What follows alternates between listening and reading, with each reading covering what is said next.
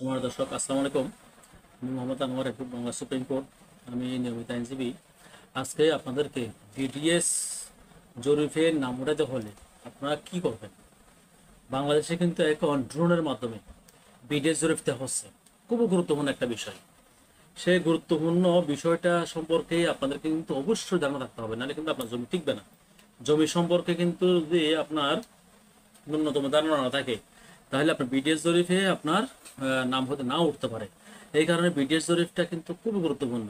কারণ বিডিএস জরিপটা কি সেটা জানতে হবে। বাংলাদেশ ডিজিটাল সার্ভে, বিডিএস হচ্ছে সংক্ষেপে, বি দিয়ে বাংলাদেশ, ডি দিয়ে ডিজিটাল, এস দিয়ে সার্ভে। বাংলাদেশ ডিজিটাল সার্ভে, এটা কিন্তু ড্রোনের মাধ্যমে পরিচালিত হচ্ছে। তাহলে এখন বিডিএস জিনিসটা কি, এখানে আমাদেরকে জানতে হবে। দলিল ও খতিয়ান অবশ্যই আপনার কাছে থাকতে হবে। দলিল আর খতিয়ান অবশ্যই বিডিএস জরিপের ক্ষেত্রে আপনাকে আপডেট রাখতে হবে। এখানে এটা কিন্তু কোনোভাবেই আপনার না থাকলে বিডিএস জরিপে আপনার নাম আসবে না। তারপরে আছে আপনার নামজারি। নামজারি যদি আপনার আপডেট না থাকে, তাহলে কিন্তু আপনি কোনোভাবেই সেই ইয়াতে বিডিএস জরিপে আপনার নাম আসবে না। নামজারিটা কিন্তু ভেরি ইম্পর্টেন্ট, নামজারি থাকতে হবে। তাহলে এখানে দলিল থাকতে হবে, তারপরে এখানে নামজারি থাকতে হবে, তারপরে খাজনা। খাজনাটা কিন্তু অবশ্যই পরিশোধ করতে হবে। তিনটা জিনিস কিন্তু আপনাকে না হলে মানে একদম 100% কিন্তু আপনাকে আপডেট থাকতে হবে। একটা হচ্ছে দলিল, তারপরে হচ্ছে আপনার নামজারি, একটা হচ্ছে খাজনা। এটা কিন্তু বাংলাদেশ ডিজিটাল জরিপের ক্ষেত্রে অবশ্যই অবশ্যই থাকতে হবে।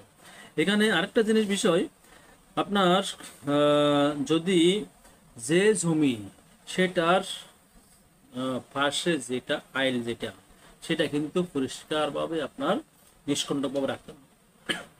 এটা যাতে কোনোভাবে কোনো ঝামেলার মধ্যে না থাকে। যেটা আপনার সীমানা আইল যেটা বলে, সীমানা আইল, জমির সীমানা আইলটা অবশ্যই থাকতে হবে। তারপরে এখানে আরেকটা যেটা আপনার দখল, দখলটা কিন্তু অবশ্যই আপনার থাকতে হবে। এখানে যদি দখল যদি আপনার না থাকে, তাহলে আপনি সমস্যা পড়ে যাবেন। এখানে কিন্তু কোনো আপনার যে একটা আপনার সমস্যা, সেটা কিন্তু সমাধান করতে পারবেন না। তারপরে আরেকটা যেটা ফর্সা ও নকশা, ওইটাও ঠিক রাখতে হবে। যদি আপনার এগুলি কোনো কারণে ফর্সা নকশা না থাকে, তাহলে কিন্তু আপনার বিদেশ জরিপে নাম নাও আসতে পারে। আর যদি ওয়ারিশ সূত্রে যদি আপনি সম্পত্তি পেয়ে থাকেন, তাহলে ওয়ারিশ সনদ লাগবে, সাথে থাকতে হবে আপনাকে বন্টননামা, দলিল। তাইলে আমরা বিডিএস জরিপের জন্য কি কি পাইলাম। বিডিএস জরিপটা হচ্ছে বাংলাদেশ ডিজিটাল সার্ভে, এটার দলিল ও খতিয়ান থাকতে হবে 100%, দলিল ও খতিয়ান থাকতে হবে। তারপর হচ্ছে নামজারি থাকতেই হবে, তারপর হচ্ছে খাজনা। এই তিনটা জিনিস কিন্তু বিডিএস জরিপের জন্য কিন্তু অবশ্যই থাকতে হবে। তারপরে জমির যে একটা সীমানা আইল যেটা আছে, সেটা কিন্তু অবশ্যই থাকতে হবে। সীমানা আইলটা, সীমানা আইল যদি না থাকে, তাহলে কিন্তু ওই বিদেশ জরিপের মানে আপনার নাম নাও আসতে পারে।